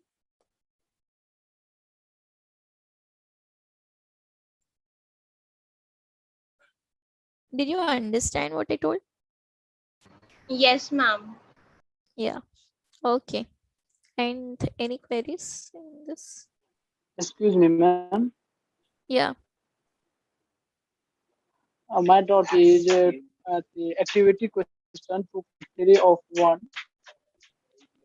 Oh, ma'am, can you scroll a little up on the same question? Yes, ma'am. A little more. First question. Yes, ma'am. Ma'am, so suppose the max card is same and the max marks are same. In that case, the max card will be updated one time more, right? Yeah. But the No, answer has n. no, you are telling marks is updated n times. How many times the max card is updated will be n times only, no?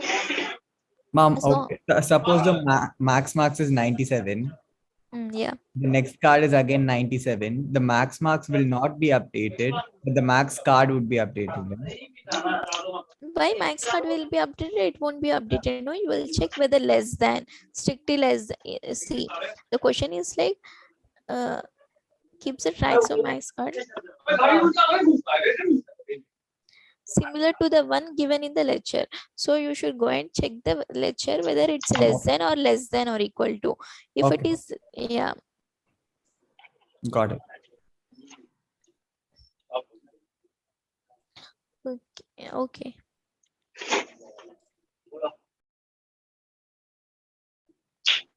2.3, ma'am, activity question of 1. 2.3 activity question, fourth one. 2.3. First one. Yes. Yeah, suppose we wish to find the shortest sentence in the paragraph words dataset. We decide to use the two variables minimum and count that keep the track of the length of the shortest sentence seen so far and the length of the current sentence respectively. Which of the following is valid initialization for minimum? So what is the valid initialization for minimum, do you think? What should be the minimum value for minimum? According to you, what should be the minimum value?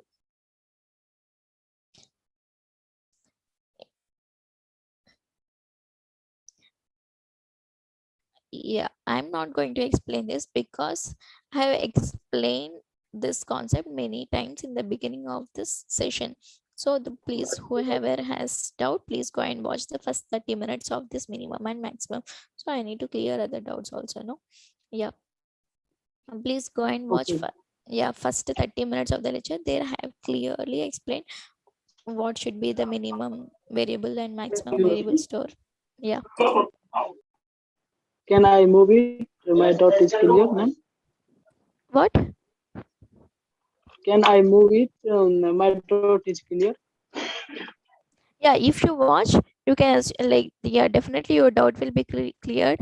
If not, you will have if it's not cleared, then you can write in the forum or something. We will write back. Okay, but the thing is you should definitely you will understand whatever, right? Yeah. Ma'am, I have a doubt in activity question 2.4. Question number 2.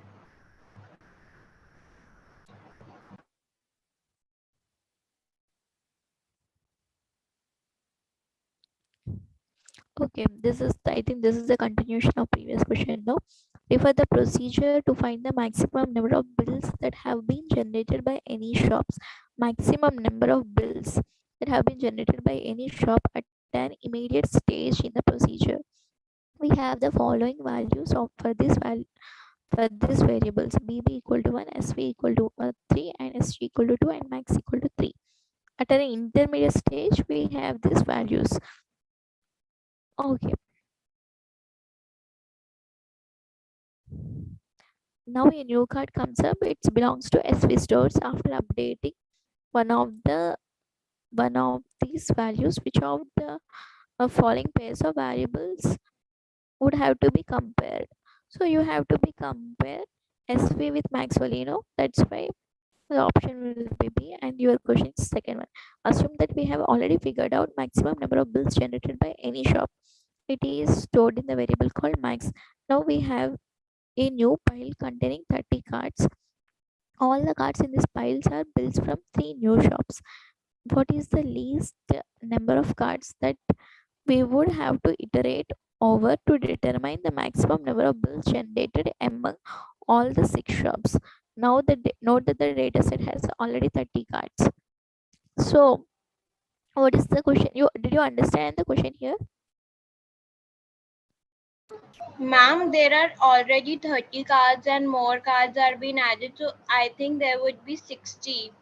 So see, the thing is assume that we have already figured out maximum number of bills generated by any shop. That is, you have figured out maximum. Initially there are 30 cards and you have figured out that maximum value of that 30 cards, maximum number of bills generated by any shop. The maximum is stored in the correct value. Now we have a new pile containing 30 more cards. So maximum is already storing the maximum value, this maximum number of bills generated by any shop. So now we have a new pile containing 30 cards. All the cards in the pile 1 are bills from 3 new shops. Okay, with what is the least number of cards that we would have to iterate over to determine the maximum number of bills generated by all 6 shops. So you want to find the maximum of all the maximum number of bills which are generated by any shops by all the 6 shops. So you know the maximum of 30 cards already, so you only need to compare the maximum with the remaining 30 cards, then you will find the maximum, right? Because it's because of this statement.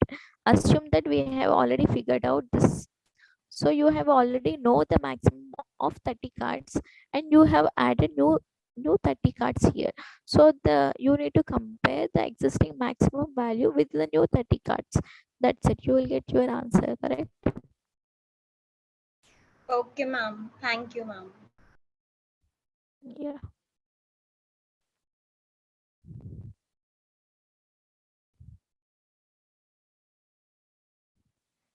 Yeah, any other doubts?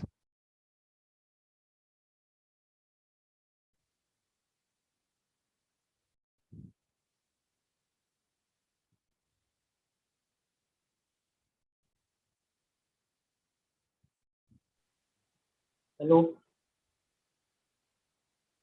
Yeah. Hello, Yeah. ma'am. Yes. Ma'am, my doubt is practice assignment 2.2, question number 18. Practice assignment 2.2, question number.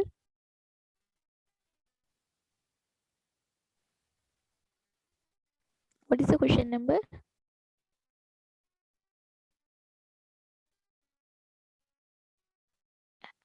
Can you tell the question number?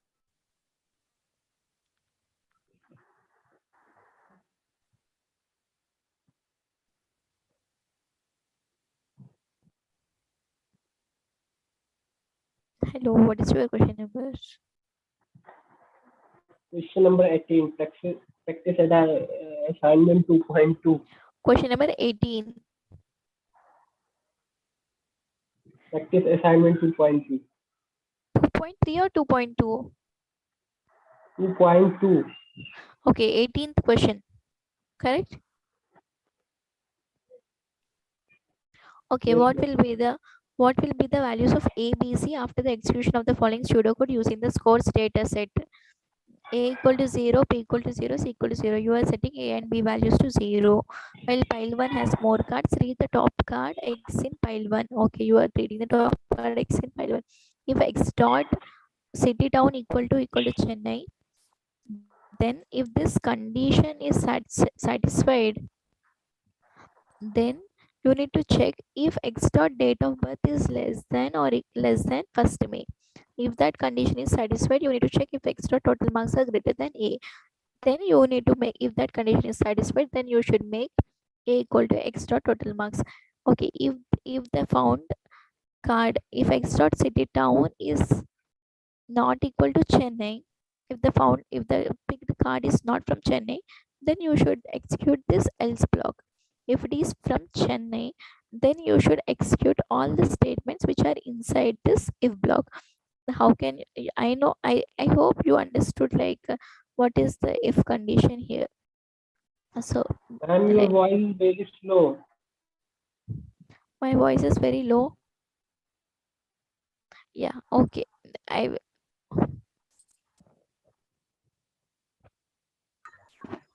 Now is it clear?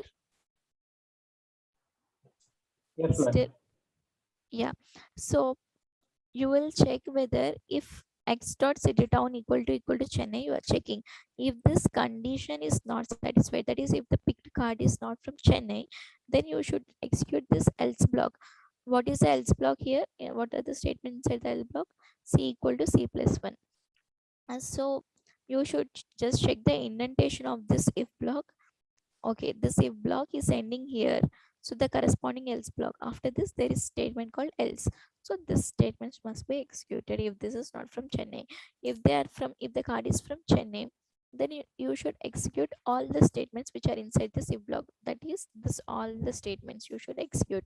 So you will check if the date of birth is less than 1st May.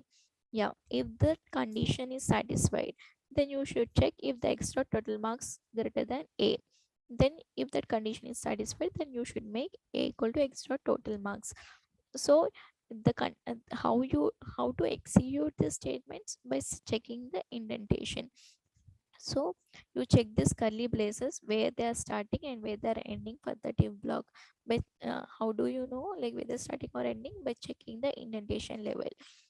So yeah, if extra total marks are greater than B, then you're storing the B equal to extra total marks. Okay, it's just simple question. You need to check all the conditions according to the question, and you should increment. You should you should execute the values of A and B and C. That's it. If you understand the indentation thing, you can do that. Okay, did you understand the thing indentation here? Like when to execute this, when to execute this if block and all?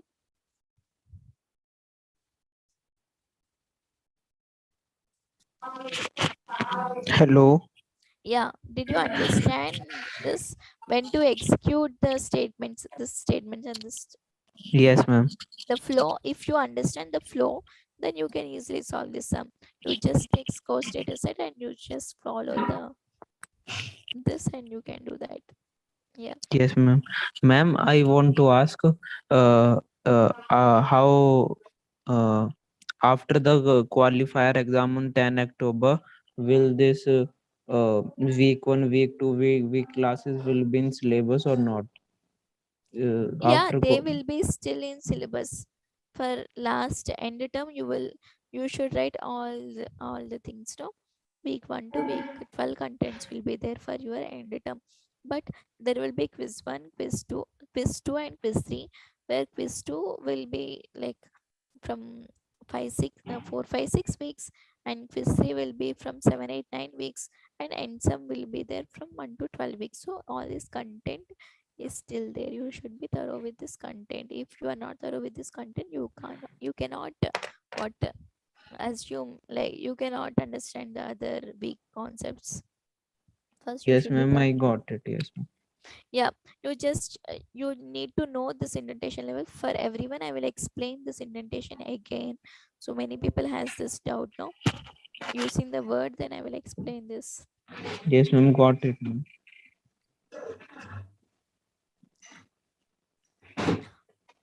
Okay, in for if conditions, the flow, I am telling how to execute the flow of the if blocks here. So there just consider this code here. So consider the first if block. If some condition 1 is met, then you should execute all the statements which are inside this if block. How do you know they are inside in this if block? Just check the indentation level. This if block is starting here and it's ending here. How can you say it's ending here? By checking the indentation. This if it is starting and it's ending at the same place, and the remaining all things are inside it.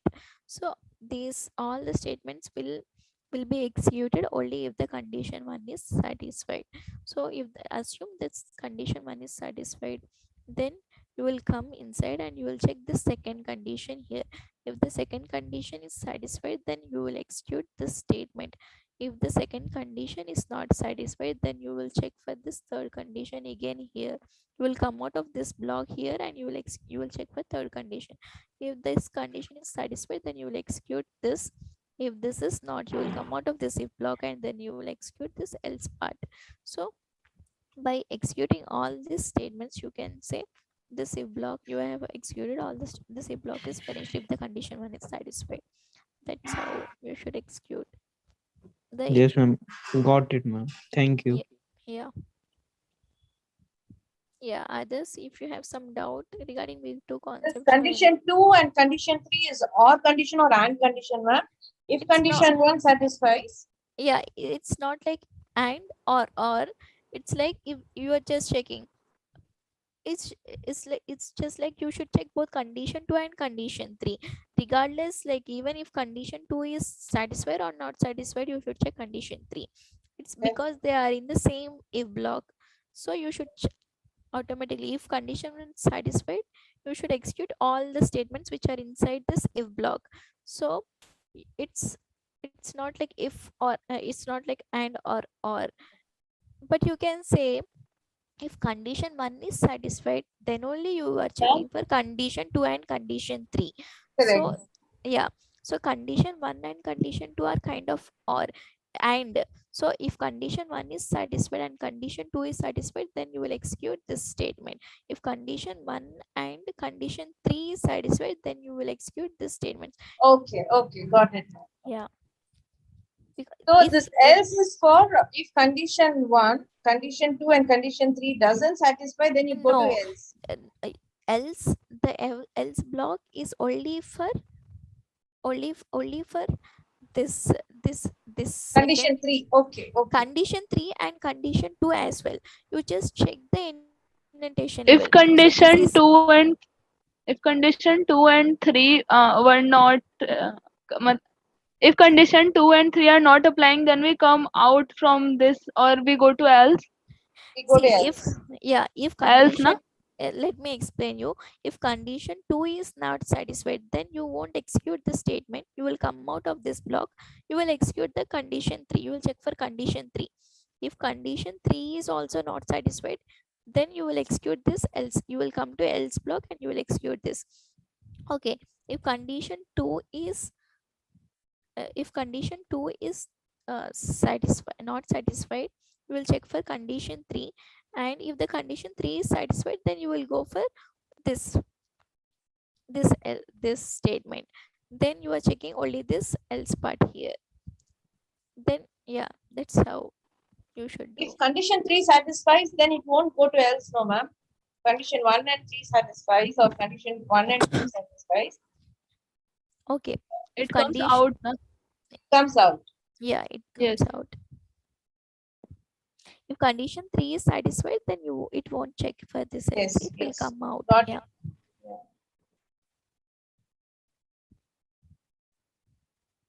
So if there is some else here, then you can say this is else part for this. You should take only the immediate else part of that of the if block. So here if there is some else, then you can say if condition 2 is not satisfied, then this else is for that. But immediate to this third condition, you have else here, so you can say this else is Okay, this. ma'am, if there are else above the condition 3 statement, if wala statement, then condition 3 statement, yes, there. If there, then it is for second condition. Then it is for second condition, and if we apply if we condition 2 were executed, then we will come for third condition, 3. or we will come out. We will come for third condition 3. Okay, we have to check for both. Yeah, you have to check for both because they are inside this outer if block. Okay, if condition 2 is satisfied, then you won't check this else part, but still you will check for condition 3. If condition 2 is not satisfied, then you will check this else part, and then you will check if condition 3 also again. So yeah, all these statements are inside this if block, inside this outer block. So all these statements must be executed, but the else part will be executed. This else part will be executed only if condition 2 is not satisfied, and this else part will be executed only if condition 3 is not satisfied. Yeah, you understood this or not? Yeah. And if there is nothing like that, yes ma'am, understood. If you should check these two conditions, condition 2 and condition 3. If condition 1 is satisfied, if condition 3 is not satisfied, then you execute this else block. If condition 2 is not satisfied, you will check condition 3, and then you just come out of this. Yeah. Okay, I hope Yes. this is clear now. Yeah, but still if people have some doubt, you can ask regarding this ifs or something.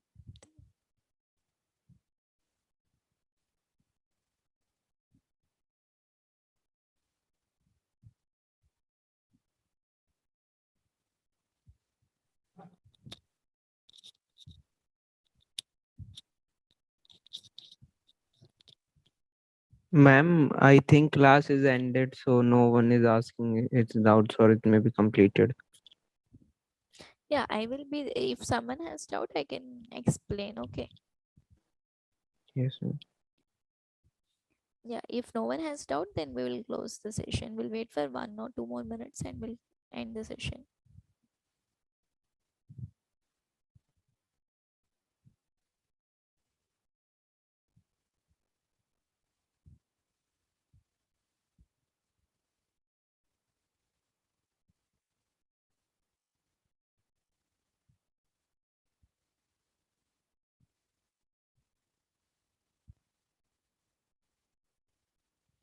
Yes, Subramanya Mohan, you are there, right? Yes, ma'am, I am there. But Yeah, what? Like you haven't given your exam, end-term exam. yeah, I not given the exam this time. I got Okay, very now how you are feeling this week 1 to week 4 concepts? Are they? Yeah, yeah. Week one I went very low, but week two I got serious and started working. yeah. You should start this time. You should clear, right? You should give exam na this time. You will have only one Yeah, in chance. fact, I was just focusing on the domain certification. So these exams are all clashing, and yeah, I remember when I was telling that one, these exam dates are clashing. Acha. It's okay, but yeah, but yeah, anyhow you need to like, yeah, it's good, like, because you are getting more time, so you will be more thorough with the concepts. It will be good for you for in the future Yeah, also, for future I concepts. also read that when this is carried forward to the final total, so a marginal cost will seriously impact it. Yeah, yeah, no, yeah, you, if you are taking, like, yeah, I can tell you, like, the people like who take the course and who qualify, like, yeah, no one can master like one complete course in 1 or few months. Yeah, definitely they need, if you need to do it properly, then you need some time, more time Yes, also. true. Yeah, Yes, unless you practice it, you cannot yeah, it's so. attain the confidence to write the exam. That's exactly what was missing, and I thought it's more of bookish, and I didn't put much of time in practicing it. Yeah, you should This time practice more. I'm serious on doing that. Yeah, you, yeah, go through the lectures, attend this live sessions, practice Yeah. more, practice assignments. Yeah, it will be like, yeah, kind of. Okay. And Thank you. yeah, okay, then I can assume like no one has doubts, so I'm like ending the session now.